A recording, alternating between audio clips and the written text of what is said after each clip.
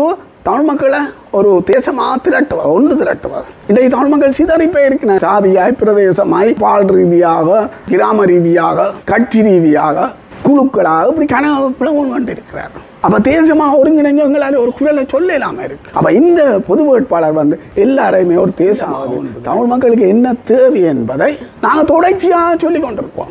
சுமந்திரன் அவர்கள் சொல்கிறாங்கன்னா மக்களான 4 முறை வந்துட்டு தானே நாங்களும் ஒவ்வொரு தேர்தலையும் சொன்னாங்க. ஆனால் புதுப்பிக்க வேண்டிய நியாயம் ஒன்றும் இல்லை என்று சொல்கிறார். அப்படி ஒவ்வொரு முறையும் அது புதுப்பிக்க வேண்டிய நியாயம் இல்லைன்னா ஏன் ஒவ்வொரு தேர்தலில் நீங்கள் சமத்துக்கு ஒரு பேசுவதென்றாலும் தமிழ் மக்களை ஒருங்கிணைக்கணும். இன்றைய தமிழ் மக்கள் சிதறித்தான் இருக்கிறார்கள். இப்போ இருக்கிற நிலைமையில் தமிழ் மக்களை வாக்களிக்க விட்டால் கொஞ்சம் பேர் ரணிலுக்கு வாக்களிப்பார்கள், கொஞ்சம் பேர் சைத்துக்கு வாக்களிப்பார்கள், கொஞ்சம் பேர் ஆண்ட்ரோகுமார திசநாயக்காவுக்கு வாக்களிப்பார்கள், கொஞ்சம் பேர் தமிழ் வேட்பாளர் போட்டியிட்டால் அவருக்கு வாக்களிப்பார்கள், கொஞ்சம் பேர் பகிஷ்கரிக்கப்படுகிறார். அப்போ தமிழ் மக்களுடைய அந்த வாக்களிப்புன்றது சிதறாளமன்ற உறுப்பினர் சுமந்திரன் அவர்கள் தமிழ் தேசிய கூட்டமைப்போடு மோதி, பின்னர் தமிழரசு கட்சியோடு மோதி, தற்போது தமிழ் பொது அமைப்புகளோடு மோதுவதற்கு வலுக்கிட்டிருக்கின்றார். ஆரம்பத்தில் தமிழ் தேசிய கூட்டமைப்பு சிதைஞ்சு போனதில் சுமந்திரனுக்கு பெரிய பாத்திரம் இருப்பதாக கூறப்படுகின்றது. காங்கிரஸ் கட்சி தமிழ் தேசிய கூட்டமைப்பிலிருந்து விலகியது, பின்னர் ஈழ மக்கள் புரட்சிகர விடுதலை முன்னணி விலகியது, அதுக்கு பின்னர் டெலோ இயக்கம் விலகியது, பின்னர் புலோட் இயக்கம் விலகியது. அப்போ அந்த ஒரு ஒருங்கிணைந்து கூட்டாக இருந்த அந்த கூட்டை சிதைத்ததில் பெரிய பாத்திரம் சுமந்திரனுக்கு இருப்பதாக கூறப்படுகின்றது. தற்போது தமிழரசு கட்சிக்குள்ள உள்பிரச்சனையை கொண்டு வந்து தமிழரசு கட்சி தன்னுடைய உட்கட்சி பிரச்சனை தொடர்பாக இதுவரை நீதிமன்றப்படி ஏறியது என்பது வரலாற்றில் இருக்கவில்லை. ஆனால் தற்போது அது நீதிமன்றப்படியில் இருக்கிற ஒரு நிலைமையும் வந்திருக்கிறது. இதற்கும் சுமந்திரன் தான் மிக முக்கியமான காரணம் என்று சொல்லி கூறப்படுகிறது. தற்போது அவர் பொது அமைப்புகளோடு மோத தொடங்கி இருக்கின்றார். கடந்த 9ஆம் தேதி யாழ்ப்பாணம் தந்தை செல்வா மண்டபத்தில் இடம்பெற்ற ஒரு கருத்தரங்கில் அவர் பகிரங்கமாக மோதுகின்ற செயற்பாட்டை ஆரம்பித்து வைத்திருக்கின்றார். அன்றைக்கு ஈழத்தமிழர் சுயநிர்ணய உரிமை பொது நிலைப்பாடும் பொது வாக்கெடுப்பும் என்ற தலைப்பில் நடாத்திய கருத்தரங்கில் தமிழ் பொது அமைப்புகள் தொடர்பாக, குறிப்பாக தமிழ் பொது அமைப்புகளின் கூட்டிணைவு பின்னர் தமிழ் மக்கள் பொதுச்சபையாக மாற்றப்பட்டது. அந்த தமிழ் மக்கள் பொதுச்சபைக்கு எதிராக அவர் 2 பெரிய குற்றச்சாட்டுகளை முன்வைத்திருக்கின்றார். ஒன்று, தான் ஒழுங்கு செய்த கருத்தரங்குக்கு வருவதாக கூறிவிட்டு இவர்கள் வரவில்லை, இவர்கள் பாசிசவாதிகளாக நடந்து கொண்டிருக்கின்றனர் என்று கூறியிருக்கின்றார். அதேவேளை இந்த பொது மக்களினுடைய அமைப்புகளுக்கு அரசியல் தீர்மானம் எடுக்கின்ற உரிமை இல்லை, அரசியல் தீர்மானம் எடுக்கின்ற உரிமை மக்களினால் தெரிவு செய்யப்பட்ட பாராளுமன்ற உறுப்பினர்களுக்குத்தான் இருக்கிறது என்று சொல்லி அவர் கூறியிருக்கின்றார். தமிழ் மக்கள் பொதுச்சபையை பொறுத்தவரையில் கடந்த ஏப்ரல் 30ஆம் தேதி வவுனியாவில் கூடிய 43 பொது அமைப்புகள் இணைந்து சில தீர்மானங்களை எடுத்திருக்கின்றன. அந்த தீர்மானத்தில் ஒன்று, ஜனாதிபதி தேர்தலை ஜனாதிபதியை தெரிவு செய்யும் தேர்தல் என்ற வகையில் நிராகரிக்கிறது. 2வது, தமிழ் மக்களின் அபிலாசைகளை வென்றெடுப்பதற்கான ஒரு தேர்தலாக அந்த தேர்தலை மாற்றுவது. 3வது, அதற்காக தமிழ் பொது வேட்பாளர் ஒருவரை நிறுத்துவது. 4வது, இந்த செயற்பாடுகளை முன்னெடுப்பதற்காக பொது அமைப்புகளையும் தமிழ் அரசியல் கட்சிகளையும் இணைத்த ஒரு கட்டமைப்பை உருவாக்கி செயற்படுவது. 5வது, எதிர்கால செயற்பாடுகளை முன்னெடுப்பதற்கான ஒரு ஆயத்தங்களையும் இதனூடாக செய்ய முயற்சிப்பது என்று சொல்லி 5 தீர்மானங்களை எடுத்திருந்தது. இந்த 5 தீர்மானங்களினுடைய அடிப்படையில் கடந்த 5ஆம் தேதி யாழ்ப்பாணத்தில் கூடிய பொது அமைப்புகளினுடைய கூட்டிணைவு, வவுனியாவில் 43 பொது அமைப்புகள் இணைந்திருந்தன, யாழ்ப்பாணத்தில் கூடிய போது 83 பொது அமைப்புகள் இணைந்திருந்தன. அவர்கள் அந்த கூட்டிணைவின் பெயரை தமிழ் மக்கள் பொதுச்சபை என அவர்கள் அதில் மாற்றிக்கொண்டார்கள். மாற்றிக்கொண்டு அவர்கள் இந்த செயற்பாடுகளை முன்னெடுப்பதற்காக 2 பெரிய குழுக்களை உருவாக்கியிருந்தார்கள். ஒன்று, வழிகாட்டல் குழு. அதிலே குறிப்பாக மத தலைவர்களும் சிவில் முக்கியஸ்தர்களும் அதிலே அடங்கியிருந்தார்கள். அது 9 பேரை கொண்டதாக இருந்தது. அதைவிட 25 பேரை கொண்ட தலைமை ஒருங்கிணைப்பு குழு உருவாக்கப்பட்டது. இந்த 34 பேரும் ஒவ்வொருத்தராக முன்மொழிஞ்சு வழிமொழிஞ்சு தெரிவு செய்யப்பட்டனர். ஒரு வலுவான ஜனநாயக முறை இந்த தெரிவில் பின்பற்றப்பட்டது. புவியியல் நிலைமை, பால் சமத்துவம் என்பனவற்றுக்கு முக்கியத்துவம் கொடுத்ததாக இந்த தெரிவுகள் இடம்பெற்றிருந்தன. அப்போ இதற்கிடையில் தான் வவுனியா கூட்டத்தில் கூடிய போது ஒரு தீர்மானம் எடுக்கப்பட்டது, பொது வேட்பாளரை நிறுத்துவது தொடர்பாக அரசியல் கட்சிகளுடன் பேசுவது என்று. அதன் அடிப்படையில் முதலில் தமிழரசு கட்சியினுடைய தலைவர் மாவை சேனாதிராஜாவுடன் பேசப்பட்டார். மாவை சேனாதிராஜா இந்த பொது வேட்பாளர் நிறுத்துவதற்கு முழுமையான ஒத்துழைப்பை தருவதாக கூறியிருந்தார். தனக்கு சிறிது காலம் அவகாசம் தரும்படியும் தான் கட்சியினுடைய மத்திய குழுவில் இதனை அறிவித்து அவர்களிடமிருந்து கூடியவரை சம்மதத்தை பெறுவதற்கு முயற்சிப்பதாகவும் கூறியிருந்தார். அவரோடு பேசும்போது தான் அவர் சொன்னார், நீங்கள் இது விடயத்தில் சுமந்திரனோடும் சிறிதனோடும் பேசுவது நல்லது என்று சொல்லி குறிப்பிட்டார். சுமந்திரனுடன் பேசுவது தொடர்பாக தமிழ் பொது அமைப்புகளினுடைய கூட்டிணைவை பொறுத்தவரை பெரிய உடன்பாடு இருக்கையில் அதற்கு சில காரணங்கள் இருந்தன.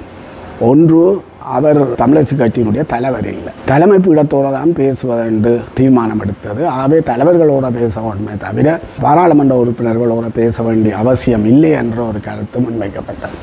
ரெண்டாவது, ஒரு தமிழ் தேசிய அரசியலுக்கு வெளியில் நின்று அதற்கு முரணாக செயற்படுகின்ற ஒரு போக்கத்தை தான் சுமந்திரன் அவர்கள் முன்னெடுத்து வருகின்றார். ஆகவே அவருடன் பேசுவது பொருத்தமானதல்தான். மூன்றாவது, இந்த தமிழ் பொது வேட்பாளர் தொடர்பாக அவர் ஆரம்பத்தில் இருந்தே எதிரான கருத்தை தான் கூறி வந்திருக்கின்றார். அதுவும் ஒரு காரணமாக கூறப்பட்டது. ஆனாலும் மாவை சேனாதிராஜாவினுடைய வேண்டுகோளின் அடிப்படையிலும் தமிழரசு கட்சியினுடைய தலைமைத்துவத்துக்கு போட்டியிட்ட இருவர் என்ற வகையில் சுமந்திரனும் ஒருவர் என்ற வகையிலும் அவரோடு பேசுவதற்கு முயற்சிக்கப்பட்டது. அவரோடு உரையாடல் விரும்புகிறாயில் இடம்பெற்றது. உரையாடல் தொடங்கின உடனே சுமந்திரன் அவர்கள் மக்களான தொடர்பான கருத்துக்களைத்தான் அவர் முதலில் முன்வைக்க முயற்சித்தார். அவருடைய கருத்துப்படி 1977ஆம் ஆண்டு தேர்தலிலே தமிழீழத்துக்கான சர்வஜன வாக்கெடுப்பு என்று கூறி அந்த தேர்தலில் போட்டியிட்ட போதும் அங்கு 50% மேற்பட்ட வாக்குகள் கிடைக்கவில்லை. அப்போ அதை அப்படி கூறிய போது நான் அதை நிராகரித்து இல்லை, அது 50% மேலே கிடைச்சது என்று குறிப்பிட்டேன். அவர் சொன்னார் என்னென்னு சொன்னால், புத்தளம் மாவட்டத்தையும் சேர்த்துத்தான் மட்டுமட்டாக 50% மேலே இருந்தது, மற்றும்படி வடகிழக்கிலே 50% வரவில்லை என்று சொல்லி சிங்கள அரசியல் தலைவர்களே சுட்டி காட்டியதாக குறிப்பிட்டார். உண்மையில் அவர் தமிழீழ வரைபடத்துக்குள்ள புத்தளம் மாவட்டம் இருந்தது என்பது வேறு கதை. இதைவிட அவர் வடகிழக்கில் உள்ள முஸ்லீம் சிங்களாக்களையும் இணைச்சுத்தான் அவர் பார்த்தாரே வழிய தனித்து தமிழ் மக்கள் என்று பார்க்கல. தனித்து தமிழ் மக்கள் என்று பார்த்துருந்தால் 70% மேலே மக்கள் வாக்களித்த நிலைமையை நாங்கள் 77ஆம் ஆண்டு தேர்தலில் பார்க்கக்கூடியதாக இருந்தது. அதிலேயும் கூட தமிழ் தேர்தல் தொகுதிகளில் கல்குடா தேர்தல் தொகுதியை தவிர அனைத்து தேர்தல் தொகுதிகளிலையும் தமிழர் விடுதலை கூட்டணி வெற்றி அடைந்தது. கல்குடா தேர்தல் தொகுதியிலையும் கூட 545 வாக்குகள் வித்தியாசத்தில் தான் தேவநாயகத்திடம் தமிழர் விடுதலை கூட்டணி தோல்வியடைந்தது. ஆகவே அங்கு மக்கள் அளித்த அந்த ஆணையை நாங்கள் குறைச்சி மதிப்பிட முடியாது என்பதுதான் எங்களுடைய கருத்து. இதைவிட அவர் இரண்டாவதாக அவர் கூறியிருந்தார் என்னென்னு சொன்னால், இன்னும் தென்னிலங்கை அரசியல் கட்சிகளினுடைய தேர்தல் விஞ்ஞாபனம் வர இல்லை, அவர்களுடைய தேர்தல் விஞ்ஞாபனம் வரட்டும், அதற்கு பிறகு நாங்கள் அவர்களிடம் பேரம் பேசி தமிழ் மக்களுடைய அபிலாசைகள் தொடர்பான முயற்சிகளை செய்யலாம் என்று குறிப்பிட்டார். அப்போ நாங்கள் கூறினோம் என்னென்று சொன்னால், நீங்கள் பேரம் பேசுவதென்றாலும் தமிழ் மக்களை ஒருங்கிணைக்கணும். இன்றைய தமிழ் மக்கள் சிதறித்தான் இருக்கிறார்கள். இப்போ இருக்கிற நிலைமையில் தமிழ் மக்களை வாக்களிக்க விட்டால் கொஞ்சம் பேர் ரணிலுக்கு வாக்களிப்பார்கள், கொஞ்சம் பேர் சைத்துக்கு வாக்களிப்பார்கள், கொஞ்சம் பேர் ஆண்ட்ரோ குமார திசநாயக்காவுக்கு வாக்களிப்பார்கள், கொஞ்சம் பேர் தமிழ் வேட்பாளர் போட்டியிட்டால் அவருக்கு வாக்களிப்பார்கள், கொஞ்சம் பேர் பகிஷ்கரிக்கப்படுகிறார். அப்போ தமிழ் மக்களுடைய அந்த வாக்களிப்புன்றது சிதறப்போகுது. நம்ம தமிழ் மக்களுடைய வாக்களிப்பை சிதற விட்டுட்டு நீங்கள் எப்படி பேரம் பேச முடியும் உங்களால்? ஆகவே அதை அப்படி நாங்கள் தமிழ் மக்களை ஒருங்கிணைக்காமல் நாங்கள் பேரம் பேச போக முடியாது என்ற கருத்தை எங்களுடைய பிரதிநிதிகளால் முன்வைக்கப்பட்டது. அதை அவர் ஏற்றுக்கொண்டார், உண்மையாண்டு ஏற்றுக்கொண்டார். நாங்கள் இதை பொது வழியில் பேசுவோம் என்று சொல்லி குறிப்பிட்டார். அதேபோல் நான் ஒரு கருத்தை கூறியிருந்தேன் என்னென்னு சொன்னால், இப்போ ஆட்சி வரக்கூடிய தென்னிலங்கை வேட்பாளருக்கு வாக்களித்து போட்டு நாளைக்கு அவர்கள் ஒடுக்குகின்றார்கள் என்று எப்படி எங்களால் கூற முடியும் என்ற கருத்தை நான் முன்வைச்சிருந்தேன். ஏனென்றால் இந்த ஒடுக்குமுறை என்பது இன்றைக்கு தினந்தோறும் நடைபெறுகின்ற ஆக்கிரமிப்பு என்பது அரசாங்கங்களுடைய தீர்மானம் அல்ல, அது இலங்கை அரசினுடைய தீர்மானம். அதனாலே எந்த அரசாங்கம் வந்தாலும் அந்த ஆக்கிரமிப்புகளை செய்து கொண்டுதான் இருக்கும். அப்போ நாளைக்கு அவை ஆக்கிரமிப்புகளை செய்யக்குள்ள நாங்களே தெரிவு செய்த அரசுக்கு எதிராக நாங்கள் எப்படி குரல் கொடுக்க முடியும் என்கின்ற ஒரு தர்க்கம் இங்கே வருகக்கூடிய சூழல் ஒன்று இருக்கு. இதை விட தேசிய பிரச்சனை என்பது சர்வதேச பிரச்சனை. அப்போ சர்வதேச ரீதியாக நாங்கள் தொடர்ச்சியாக எங்களுக்கு என்ன வேணுமென்ற சொல்லிக் கொண்டிருக்கோம். அப்போ நாங்கள் இங்கே தெரிவு செய்த ஆட்சியாளரை தெரிவு செய்து போட்டு அந்த ஆட்சியாளர் தொடர்பாக நாங்கள் சர்வதேச ரீதியாக குற்றம் சுமத்தலாது. அப்போ இது எங்களை பலவீனப்படுத்தி விடும் என்கின்ற கருத்தை நான் முன்வைச்சேன்னா நான் அதுக்கு சுமந்திரன் அவர்கள் எந்தவித கருத்தையும் அவர் அதில் கூறவில்லை. இதற்கு பிறகு அன்றைய இதில் தந்தை செல்வா அரங்கில் நடைபெற்ற கூட்டத்தில் வருகிறோம் என்று சொல்லி போட்டு வரவில்லை என்ற குற்றச்சாட்டை பெரிய குற்றச்சாட்டாக வச்சார். பெரிய குற்றச்சாட்டாக வச்சு பாசிசவாதிகள் என்ற எண்ணக்கருவை கூட வச்சார். பாசிசம் என்றது எதேச்சாதிகாரம் தான். எதேச்சாதிகாரம் என்றது உண்மையில் எங்களை விட சுமந்திரனுக்கு தான் கூட பொருந்தும் என்று நான் நினைக்கிறேன். அவர் கட்சியின் மத்திய ஒழுங்கின்ற தீர்மானம் இல்லாமல் தனிச்சு தீர்மானங்களை எடுக்கின்ற போது, வெளிநாடுகளுக்கு செல்கின்ற போது தனிச்சு செல்கின்ற போதும் அங்கே எதேச்சாதிகாரம் என்பது. அப்போ உண்மையிலே அவருக்கு தான் இது கூடுதலாக பொருத்தமாக இருக்கும் என்று நான் நினைக்கிறேன். மற்றது அவர் ஏற்கனவே ஒரு அரசியல் நிலைப்பாட்டை எடுத்துட்டார். அதாவது பொது வேட்பாளரை நிராகரிக்கிறேன் எடுத்து போட்டார். அப்போ எடுத்து போட்டு நாங்கள் ஏற்கனவே பொது வேட்பாளரை போடுறோன்னு தீர்மானிச்சுட்டோம். அப்போ தீர்மானித்து போட்டு அதிலே ஒரு பொதுக்கருத்திலங்களவே பொது வேட்பாளர் தேவையா இல்லையான்னு விவாதிக்கலாம். எங்களால் எப்படி விவாதிக்க முடியுமான்னு சொல்லி சொன்னால் தமிழ் பொது வேட்பாளராக சிங்கள வேட்பாளராக தான் எங்களால் விவாதிக்க முடியும். அதை விட இப்படி ஒரு முரண்பட்ட போக்க உடையவர்களை ஒரு மையத்தில் கொண்டு பாதிக்க விடுறான்னு சொன்னால் அதை ஒழுங்கு செய்கிறான்னா ரெண்டு வழி தான் இருக்கு. ஒன்று ரெண்டு தரப்பும் இணைஞ்சு ஒழுங்கு செய்யணும், இல்லைன்னு சொன்னால் ஆறாவது பொது தரப்பு ஒழுங்கு செய்யணும். இது சுமந்திரன் தன்னுடைய அரசியல் பாட்டுக்காக ஒழுங்கு செய்து போட்டு எங்களை வாங்கணும்னு சொல்லி கேட்டால் நாங்கள் எப்படி போகிறான்ற பிரச்சனை ஒன்று எங்களுக்கு இருக்கு. அவர் நாங்கள் அதில் கலந்து கொள்ளல. அப்போ இதை வச்சு கொண்டு அவர் இந்த பொதுவாக பிரதிநிதிகளை பாசவாதிகள் என்று சொன்ன ஒரு நிலைமை ஒன்று அங்கு காணப்படுது. இதை விட அவர் இன்னொன்று கூறியிருந்தார் என்னென்று சொல்லி சொன்னால், அரசியல் தீர்மானம் எடுக்கிற உரிமை மக்களால் தெரிவு செய்யப்பட்ட பாராளுமன்ற உறுப்பினர்களுக்கு தான் இருக்கு, இந்த பொது அமைப்புகளுக்கு இல்லை என்று சொல்லி சொன்னார். பொது அமைப்புகளும் மக்களால் தெரிவு செய்யப்பட்ட பிரதிநிதிகள் தான். மக்கள்லாம் இவர்களையும் தெரிவு செய்தார், மக்கள்லாம் பொது அமைப்புகளையும் தெரிவு செய்கிறார். ஆகவே மக்களுக்கு காலத்துக்கு காலம் தீர்மானம் எடுக்கிற உரிமை இருக்கு. ஆகவே ஒரு அரசியல் நிலைப்பாட்டை பொது அமைப்புகள் எடுக்க கூடாது என்று சொல்லி இவரால் கூறிவிட முடியாது. இது வரலாற்றில் இப்படித்தான் நடந்திருக்கு. வரலாற்றில் 1965ஆம் ஆண்டு தமிழரசு கட்சி ஐக்கிய தேசிய கட்சியோடு இணைஞ்சு கூட்டரசாங்கத்தை அமைச்சு தமிழரசு கட்சியினுடைய வாலிப முன்னணியை சேர்ந்தவர்கள் எல்லாம் போட்டி போட்டுக்கொண்டு தென்னிலங்கையிலிருந்து வர்ற அமைச்சர்களை வரவேற்கிறவர் எல்லாமே ஒன்று இருந்தது. அதாவது அமைச்சர்களுக்கு கருப்பு கொடி காட்டின எல்லாமே மாறி அமைச்சர்களை மாலை போட்டு வரவேற்கின்ற எல்லாமே இருந்தது. ஜேஆர் ஜெயவர்தனாவை சப்பரத்தில் ஏற்றி யாழ்ப்பாணம் நகரத்திலேருந்து காங்கேயந்துறை வரை கொண்டு போனார். அப்போ இதாலே அதிருப்தி விட்ட இளைஞர்கள் இனிமேல் கட்சி அரசியல் வேண்டாம், நாங்கள் கட்சி அரசியலுக்கு வெளியிலே ஒரு அரசியல் இயக்கத்தை உருவாக்குவோம்னு சொல்லி 1968ஆம் ஆண்டு ஈழத்தமிழ் இளைஞர் இயக்கத்தை உருவாக்குறார். அதேவேளை இந்த சமஸ்டி கோரிக்கையின் தெரிவராது தன்னாட்டு கோரிக்கையை அவர்கள் முன்வைக்கிறார். இந்த 68ஆம் ஆண்டு கட்சி அரசியலுக்கு வெளியில் உருவான ஈழத்தமிழர் இளைஞர் இயக்கம் தான் அதனுடைய வளர்ச்சி நிலையில் 1970ஆம் ஆண்டு தமிழ் மாணவர் பேரவை உருவாகுது, 1973ஆம் ஆண்டு தமிழர் பேரவை உருவாகுது, 1974ஆம் ஆண்டு புதிய தமிழ் புலிகள் உருவாகுது, 1975ஆம் ஆண்டு தமிழ் ஈழ விடுதலை இயக்கம் உருவாகுது. பின்னர் விடுதலை இயக்கங்கள் உருவாகி விடுதலை போராட்டம் நடந்ததுதான் வரலாறு. 1985ஆம் ஆண்டு திம்பு மாநாடு இடம்பெற்ற போது அங்கு அரசியல் கட்சிகளும் இந்த விடுதலை இயக்கங்களும் ஒன்றாக அமைந்துதான் அந்த மாநாட்டில் கலந்து கொண்டார். அன்றைக்கு தமிழர் விடுதலை கூட்டணி சார்பில் கலந்து கொண்ட அமுதலிங்கம் இந்த விடுதலை இயக்கங்கள் எல்லாம் இதில் சேரலாது, தங்களுக்கு மட்டும்தான் உரிமை இருக்காண்டா அதில் சொல்ல இல்லை, சொன்னாலும் அங்கே நடைமுறையில் சாத்தியம் இல்லாமல் இருந்தது. அப்போ ஒரு இக்கட்டான கட்டங்கள் வரைக்குள்ள பொது அமைப்புகளுக்கு தலையிடுகின்ற உரிமை என்றது இருக்கிறது. இதை அவர் நிராகரித்தார். சரி, ஒரு கருத்துக்கு அவர் சொல்கிறத சரி என்று வச்சுக்கொள்வோம். வச்சாலும் பாராளுமன்ற உறுப்பினர்கள் எத்தனை பேர் சுமந்திரன் கருத்துக்கு ஆதரவாக இருக்கிறார். சுமந்திரன் கருத்துக்கு ஆதரவாக இருக்க பாராளுமன்ற உறுப்பினர் சுமந்திரன், சாணக்கியன், சம்பந்தன் தான்.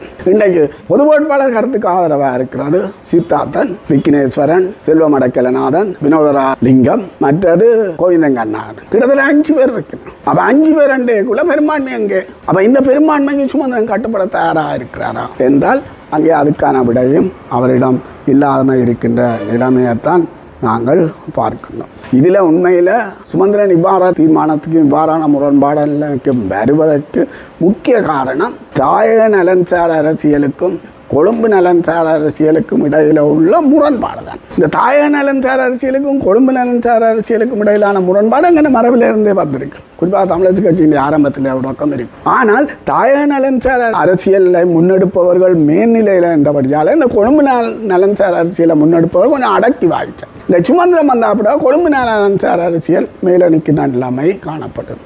கொழும்பு நலன்சார் அரசியலை தீர்மானிக்கிறார் அவன் கொழும்பு இருப்பு தான். அப்போ கொழும்பு இருப்புக்கு பாதிப்பு ஏற்படாத வகையிலான் தமிழ் அரசியல் கவர்மெண்ட் அவர்கள் எதிர்பார்க்கிறார். அதனால நடக்கிறது என்னென்று சொல்லி சொன்னால் தமிழ் மக்களுடைய அரசியல் நியாயப்பாடுகளை தென்னிலங்கை சிங்கள மக்களுக்கு கொண்டு போய் சேர்க்கிறதே எதுவும் வைக்கிறேன் இல்லை. அங்கே உள்ள அரசியலுக்கு முதுகுதட உறவையிலேயே செய்கிறதே தவிர தமிழ் மக்களுடைய நியாயப்பாடுகளை அங்கே சொல்கிறேன் இல்லை. இதே பாராளுமன்ற உறுப்பினர் மனோகரன் எனக்கு நேரடியாக குறிப்பிட்டார். அதாவது சுமந்திரனுக்கும் சாணக்கியனுக்கும் சிங்கள மக்களோடு நெருங்கிய தொடர்பு இருக்கு. ஆனால் நான் தமிழ் மக்களுடைய அரசியல் நிலைப்பாட்டை சிங்கள மக்களுக்கு சொல்கிற நியாயப்பாடுகளை சிங்கள மக்களுக்கு சொல்கிற அளவுக்கு கூட இவர்கள் சொல்கிற இல்லை. அதுவும் சாணக்கியனுக்கு என்ன விட சிங்களம் நல்லா பேச தெரியும் என்று குறிப்பிட்டார். அப்போ இவன் அங்கே நியாயப்பாடுகளை சொல்கிற இல்லை, அங்கே முதுகுதட அரசியல். அப்போ இங்கே தமிழ் மக்கள் தெரிவு செய்து பாராளுமன்ற உறுப்பினர் ஆக்கிவிட அவர்கள் அங்கே போய் தென்னிலங்கை அரசியலை செய்கிறல்ல. இது அவன் இந்த கொழும்பு நலன்சார் இருப்புக்கு பிரச்சனை. அவன் இங்கே முரண்பாடு இப்போ தமிழக கட்சிக்குள்ளே ஏற்பட்ட முரண்பாடும் அதுதான். இளமைய அரசியலா நக்க அரசியலா அதனுடைய இன்னொரு வடிவம் தான் தாயக அரசியலா கொழும்பு நலன்சார் அரசியலா. அவன் இதை கோட்பாடு ரீதியாக விளங்கி கொள்வதனூடாகத்தான் இந்த விஷயத்தை முழுமையாக புரிந்து கொள்ள முடியும் என்று நான் நினைக்கிறேன். இந்த பொது வேட்பாளர் என்ற விவகாரம் தமிழ் மக்களுக்கு பல அரசியல் வழிகளை திறந்து விட போகும். பொது வேட்பாளர் நிறுத்துவதற்கே பிரதான காரணம் 3 தான். ஒன்று, தமிழ் மக்களை ஒரு தேசமாக திரட்டுவது, ஒன்று திரட்டுவது. இன்றைக்கு தமிழ் மக்கள் சிதறிப்பே இருக்கிற சாதியாய், பிரதேசமாய், பால் ரீதியாக, கிராம ரீதியாக, கட்சி ரீதியாக, குழுக்களாக இப்படி பிளவுன்னு கொண்டு இருக்கிறார்கள். அப்போ தேசமாக ஒருங்கிணைஞ்சவங்களால ஒரு குரலை சொல்லலாமல் இருக்கு. அப்போ இந்த பொது வேட்பாளர் எல்லாரையுமே ஒரு தேசமாக ஒன்று திரட்டும். 2வது, தமிழ் மக்களுக்கு என்ன தேவை என்பதை நாங்கள் தொடர்ச்சியாக சொல்லி கொண்டிருப்போம். சுமந்திரன் அவர்கள் சொல்கிறாங்கன்னா அது மக்களான 4 முறை வந்துட்டு தானே நாங்களும் ஒவ்வொரு தேர்தலையும் சொன்னாங்க. நம்மடியா புதுப்பிக்க வேண்டிய நியாயம் ஒன்றும் இல்லை என்று சொல்லி சொல்கிறார். அப்படி ஒவ்வொரு முறையும் அது புதுப்பிக்க வேண்டிய நியாயம் இல்லைன்னா ஏன் ஒவ்வொரு தேர்தலையும் நீங்கள் சமத்து கோரிக்கை வைக்கிறீங்க? வைக்க தேவையில்லையே. 52ஆம் ஆண்டு வச்சதை காணுமென்று போட்டு இருக்கலாம் தானே. இங்கே அதெல்லாம் முக்கியம். தமிழ் மக்கள் என்ன நிலைப்பாடில், அவர்களுக்கு என்ன அரசியல் நிலைப்பாடில் இருக்கிறார்கள், அவர்களுக்கு என்ன தேவை என்பதை தொடர்ச்சியாக சொல்லி கொண்டிருக்கோம். தொடர்ச்சியாக சொல்லி கொண்டிருப்பதனூடாக தான் மக்களையும் விழிப்பாக வச்சிருக்கலாம். மற்றது சர்வதேச தரப்பு அல்லது தென்னிலங்கை தரப்புக்கும் தமிழ் மக்களுடைய உறுதிப்பாட்டை ஒழுங்காக சொல்லக்கூடிய இது அர்த்தம். மற்றது இந்த அரசை அம்பலப்படுத்துகிறோம். ஏனென்றால் இந்த அரசு தொடர்ச்சியாக இந்த போருக்கு பிறகும் தொடர்ச்சியாக கட்டமைப்பு விசாரணையினால் இப்போ செய்து கொண்டு வருது. ஒவ்வொரு நாளும் தமிழ் மக்கள் பிரச்சனைக்கு முகம் கொடுக்க வேண்டியவர்களாக இருக்கின்றார்கள். ஆனால் இது ஒரு ஆக்கிரமிப்பு அரசு. இந்த அரசுக்குள்ள தமிழ் மக்களுக்கு வாழ்வு இல்லை என்ற விஷயத்தை நாங்கள் வெளியில் சொல்ல வேண்டிய தேவை இருக்கு. அரசுக்கு வாக்களித்து போட்டு நாங்கள் போய் அதை வெளியில் சொல்லலாம். ஆகவே இந்த 3 காரணங்களுக்காகத்தான் உண்மையில் முக்கியமாக தமிழ் பொது வேட்பாளர் நிறுத்தப்படுகிறார். இப்படி தமிழ் பொது வேட்பாளர் அவர் ஜனாதிபதி தேர்தல் என்ற வகையில் தோல்வியடைவார். ஆனால் தமிழ் மக்களை ஒன்று திரட்டுதல், தமிழ் மக்களுடைய அபிலாசைகள் என்ற அந்த அடிப்படையில் அவர் வெற்றியை காணக்கூடிய சூழல் உருவாகும். இன்றைக்கு நாங்கள் தமிழ் பொது அமைப்புகளையும் அரசியல் கட்சிகளையும் இணைச்சு ஒரு பொது கட்டமைப்பை உருவாக்குறோம். இந்த பொது கட்டமைப்பு நாளைக்கு வளர்ச்சி அடையலாம். வளர்ச்சி அடைந்தால் அது ஒரு தமிழ் தேசிய சபையாக கூட வளர்வதற்குரிய வாய்ப்புகள் இருக்குது. ஆகவே இவ்வளவு காலம் இந்த ஒரு சீர்குலைஞ்சிருந்த தமிழ் அரசியலை ஒரு ட்ரெக்கில் நிறுத்துவதற்கு இந்த பொது வேட்பாளர் நிறைய துணை புரியும் என்று நான் நினைக்கிறேன். ஆகவே தமிழ் மக்கள் இந்த பொது வேட்பாளர் விவகாரம் தொடர்பாக விழிப்புடன் இருக்க வேண்டியது அவசியம் என்பது. சிஎம்ஆர் யூடியூப் சேனலில் இணைந்திருக்கும் நேர்கள் அனைவருக்கும் எமது நன்றி. காமெண்ட்ஸ் பகுதியில் உங்கள் கருத்துக்களை தெரிவிக்க தவறாதீர்கள். முக்கிய செய்திகள், காணொளி தொகுப்புகள், நேர்காணல் என பலதரப்பட்ட அம்சங்களையும் உங்களுக்காக தருகின்றது சிஎம்ஆர் யூடியூப் சேனல். சிஎம்ஆர் என்று சர்ச் செய்து எமது யூடியூப் சேனலை சப்ஸ்கிரைப் பண்ணுங்கள். உங்கள் உற்றார் உறவினர் நண்பர்களோடும் இந்த காணொளி தொகுப்புகளை பகிர்ந்து கொள்ளுங்கள். அருகில் இருக்கின்ற முக்கிய காணொளி தொகுப்புகளையும் தவறவிடாமல் பாருங்கள்.